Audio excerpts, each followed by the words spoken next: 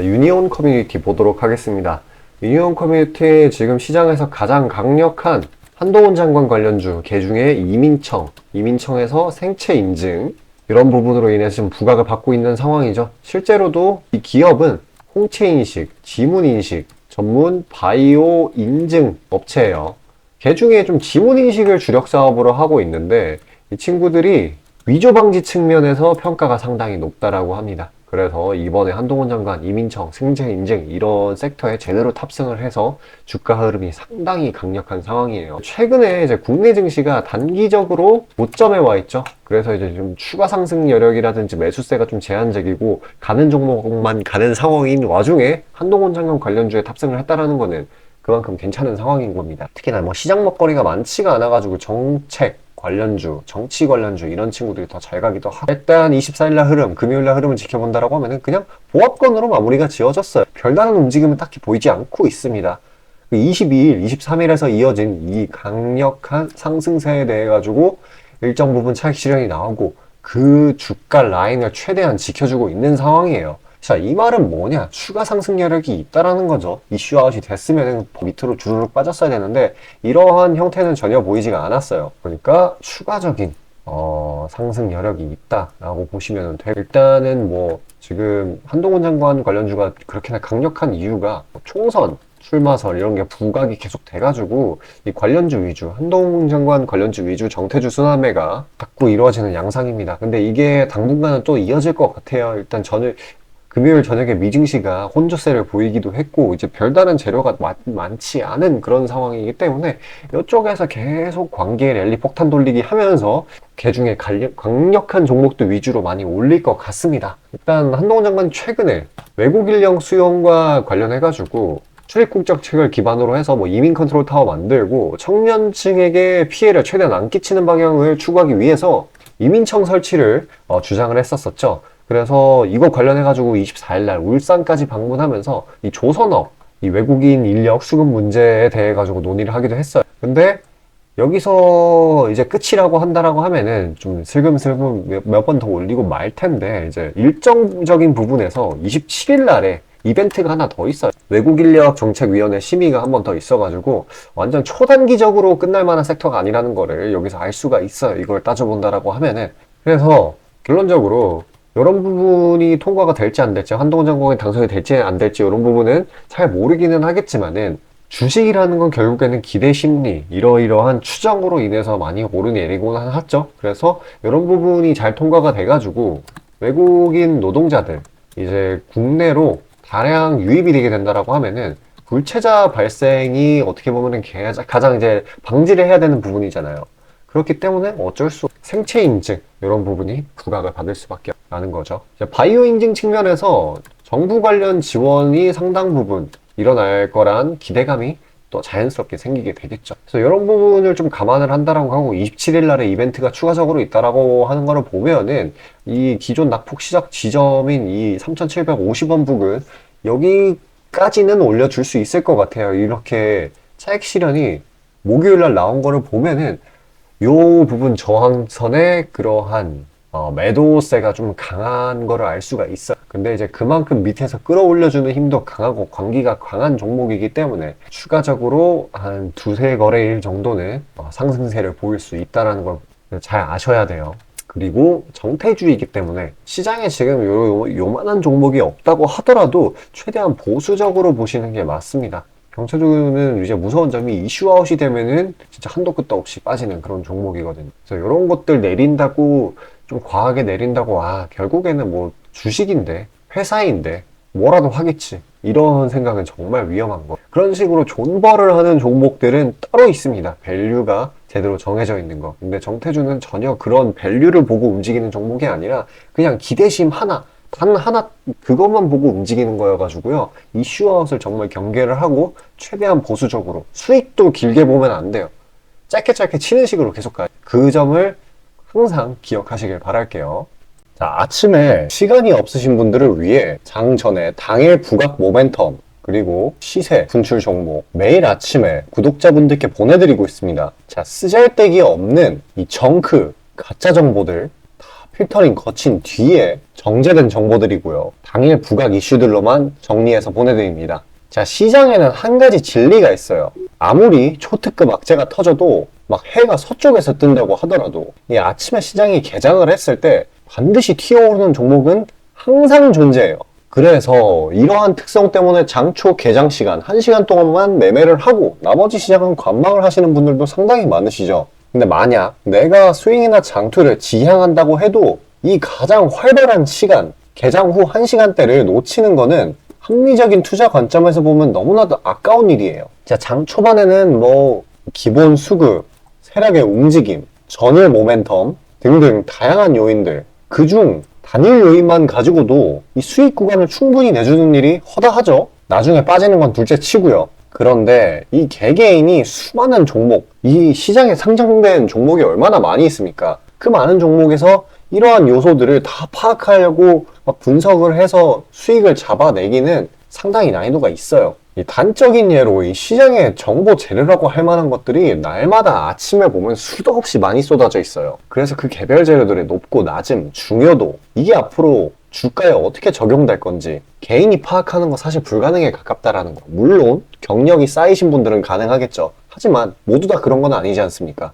혼자 분석을 하려 한다면 본업이 있어가지고 시간이 부족할 수 있고, 앞서 말씀드린 것처럼 이 시장 경험 분석이 부족해서 그로 인해 재료 해석에 대한 미숙도 있을 수 있고, 아무튼 이 황금 같은 시간에 안 그래도 변수를 줄여야 될 시간에 자잘한 변수가 오히려 추가가 된다는 거. 자, 제가 왜 이런 말을 이렇게 장황하게 하느냐? 제가 다 제공하겠다는 거예요. 저랑 제 팀이 날마다 추리고 추린 당일 모멘텀, 그리고 당일에 부각될 만한 알짜 정보들을요, 당연히 가짜 찌라시 같은 건 알아서 걸러드리겠죠. 요즘 같은 정보 과잉 시대인 만큼 제대로 걸러야 하잖아요. 승률이야 말할 것도 없습니다. 만약에 적중률이 낮다라고 한다면은 이 많은 분들이 계속해서 정보 받아보고 있지 않을 테니까요. 비중, 진입가, 손절가 다 제시해서 안내드리고요. 정말 중요한 손절가까지 매번 철저하게 다 챙기고 있습니다. 처음부터 끝까지 이런 식으로 다 떠먹여드린다는 거. 자, 그리고 정말 중요한 얘기인데, 이 시장에 100%라는 건 없어요. 그래서 날마다 수익이 난다라는 거는 정말 말도 안 되는 일이죠. 저도 100% 장담 못 드립니다. 하지만 팩트를 말씀드리면은 저는 매번 분석을 통해서 진짜 머리가 갈릴 정도로 분석을 해서 분명히 높은 수익률로 시장에서 살아남아오고 있어요. 손절, 비중 관리 철저히 해가면서요. 포트폴리오 전체 수익률을 우상향시키고 있단 말입니다. 그래서 이렇게 말씀드릴 수가 있어요. 저를 꾸준히만 따라오신다면은 여태 해오셨던 것과는 전혀 다른 돈의 흐름, 그게 뭔지 맛보여 드리겠습니다. 자, 이 주식시장에서 돈을 어떻게 벌어가는 건지 알게 해드리겠다고. 신청 방법 어려운 거 없어요. 지금 화면 상단에 나오는 제 번호로 문자 남겨주시면 한 분 한 분씩 다 안내드릴 거예요. 그래서 내가 만약에 종목만 원한다고 하면 종목만 받아보시면 되는 거고, 주식 관련 질문, 당일 시장 리포트 이런 거 다 가능합니다. 다 제공해드려요. 당연히 무료고요. 금전 요구 일체 없습니다. 저는 그냥 정보랑 종목만 제공해드리는 거니까요. 다시 한번 강조드리지만 화면 위 제 개인 번호로 연락 주시면 되겠습니다. 자, 시장 파악 한번 하고 가겠습니다. 일단 금요일날 저녁에 뉴욕 증시, 이때는 블랙 프라이데이를 맞아가지고 혼조세로 마감을 했어요. 일단 이 목요일날 저녁에 우리나라 시장 기준으로요, 목요일날 저녁에 추수감사절 연휴로 휴장을 했고, 금요일날은 블랙 프라이데이의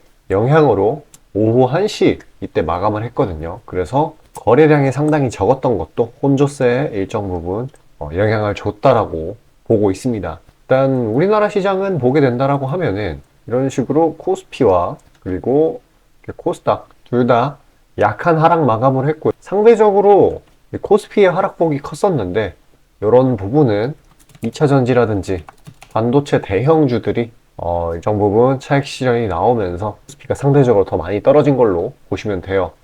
2차 전지의 경우에는 이 트럭 당선될 시에 IRA 이거를 폐지해버린다, 그런 소식에 일정 부분 약세를 보였던 걸로 보고 있고요. 이 반도체의 경우에는 단기 사이클 조정을 가지는 구간이기 때문에 어쩔 수 없이 이 정도로 마무리가 잘 되었다고 보고 있어요. 그렇다고 하더라도 일단 장기 평선 위로 이제 올라와 주기는 했기 때문에 이제 금방 반발 매수세가 들어올 걸로 보이고요. 그리고 지금 2500 피겨점을 살짝 아래로 뚫은 그런 상황이기 때문에 피겨 지지리도 어느 정도 역할해 줄 거라고 보고 있습니다. 시장이 딱 진짜 산타랠리 직전 정말 재미없는 타이밍이에요.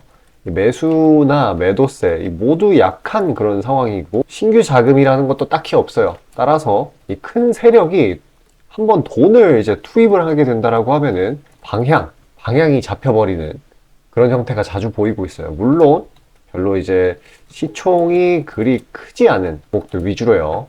그래서 지금 정치 테마주들이 굉장히 강한 거고 바이오가 강한 거고 기존에 이런 추세를 형성을 했었던 테마주들 뭐 로봇 테마라든지 뭐 AI 이런 친구들이 생각보다 안 가는 거는 큰 손들이 그쪽에다 돈을 당장은 넣고 있지 않기 때문에 보시면 됩니다. 그리고 중요한 게 이 금융 환경 지금 이제 금리 인상에 대한 인하에 대한 기대감이 계속 생기고 있는데 당장은 고금리 환경이 맞잖아요. 아직은 내리지는 않았습니다. 그렇기 때문에 기업 입장에서 투자를 못하고 고용도 못하고 배당도 못 주고 그리고 특히 우리나라 기업들의 경우에는 자사주 매입 소각을 거의 안 하죠. 그렇기 때문에 뭐 우리나라 시장뿐만 아니라 미국 시장에서도 이 M7, 매그니피센트 7이라고 7개의 거대한 기업입니다. 엔비디아, 테슬라 그런 친구들이 있잖아요. 일단 뭐 분야를 나눈다라고 하면은 AI 쪽 그리고 자율주행 그리고 XR은 뭐 메타 이 정도가 있을 수 있겠고 자율주행은 모두가 아시다시피 테슬라 그리고 AI는 뭐 엔비디아, AMD 이런 친구들 대부분 빅테크 기업들 그래서 이런 친구들만 어떻게 보면은 잘 가고 있는 상황이에요. 이 친구들 이제 고용도 계속 하고 있죠. AI 전문가 계속해서 고액 연봉을 주면서 영입을 하고 있으니 다들 마찬가지입니다. 그리고 괜히 매그니피센트 7이 아니에요. 회사 자금이 빵빵하기 때문에 배당도 주고 투자도 막 하고 자사주 매입 소각도 하고 그렇기 때문에 이제 우리나라 국내 기업들 어떤 방식으로 지금 매매를 해야 되냐 이거를 감안을 했을 때 이 라인에 있는 이 기업들의 밸류체인의 하위 단계 아니면은 그 밸류체인 내에 있는 그런 종목을 하는 게 맞아요. 뭐 AI라면 HBM, 자율주행이라면 또 관련주, 또 XR 관련주 이런 식으로요. 그게 아니라고 하면은 굉장히 봐야 하는 그런 상황이에요. 이런 것들은 좀 눌리는 구간에서 관련주들은 M7 관련주들은 최대한 눌리는 구간에서 들어가 주고 일정 부분 보유 기간을 길게 잡아주는 게 맞고요. 그 이외의 종목들, 뭐 정치 테마주 아니면은 신규 상장 종목들 굉장히 잘 가고 있잖아요. 그런 친구들은 최대한 짧게 봐줘야 됩니다. 그 정태주 특성상 빠르게 이슈아웃이 되는 것도 물론 있기는 하지만은 이런 M7 관련이 정확히 아니라고 하면은 길게 보는 거는 현명하지가 않은. 정말로 진짜 이제 국내 기업이 테마주, 특히 이제 급등하는 종목들을 굉장히 좋아하기 때문에 좀 이상 현상이 자꾸 생기고 있어요. 근데 이런 거 잘못 물리면은 진짜 뼈 아픕니다. 그러니까 최대한 짧게 보셔가지고 수익 보는 거 좋아요. 그러니까 제가 뭐 가치주만 하라고 하는 게 말씀드리는 게 아니고 그 종목에 따른 종목 그리고 섹터에 따른 전략이 있는데 그냥 오를 때까지 주구장창 기다리기만 하시는 분들이 너무 많기 때문에 그러지 마라고 말씀드리는 겁니다. 만약에 주구장창 들고 있을 거면은 제가 아까 말씀드렸던 이 M7 관련 종목들 거기서 그냥 존버 타는 거예요. 그럼 결국에는 올려줄 테니까 그 친구들이 뭐 엔비디아라든지 MS라든지 그런 친구들이 올려줄 테니까. 근데 그게 아니라고 하면은 최대한 짧게 보는 게 맞습니다. 가서 단기적인 수익 보는 거 정말 좋. 그리고 이제 M7 관련주들에서 이제 존버를 때리라는 이유가 뭐냐고 하면은 미국 시장 특징이 있어요. 왜냐면은 걔네들은 단타를 하면은 수수료, 세금 이거를 진짜 어마어마하게 때려요. 근데 이게 뭐 보유기간이 1년 넘어가고 그럴수록 이게 기하급수적으로 줄어들게 됩니다. 그냥 시장 자체가 자사주 매입 소각도 막 하고 이런 수수료적인 시스템적인 부분에서도 그쪽에서는 장려를 해요. 우리나라 시장처럼 막 천하제일 단타대회 이렇게 벌어지는 그런 장이 아니에요. 그렇기 때문에 이쪽은 볼 거면 최대한 짧게 보고 길게 내가 존버를 할 거다. 내가 손절 잘 못한다. 라고 하시는 분들은 이 M7 관련 종목들 눌리는 구간에서 최대한 안전하게 들어가시는 걸 권해드려요. 뭐 M7 관련 종목들 뭐 있는지 잘 모르겠다, 어떤 게 괜찮은지 잘 모르겠다 하시는 분들은요, 이 화면 상단 위에 보이시는 저 번호로 숫자 5 보내주시면은 제가 알아서 다시 보내드리고 있습니다.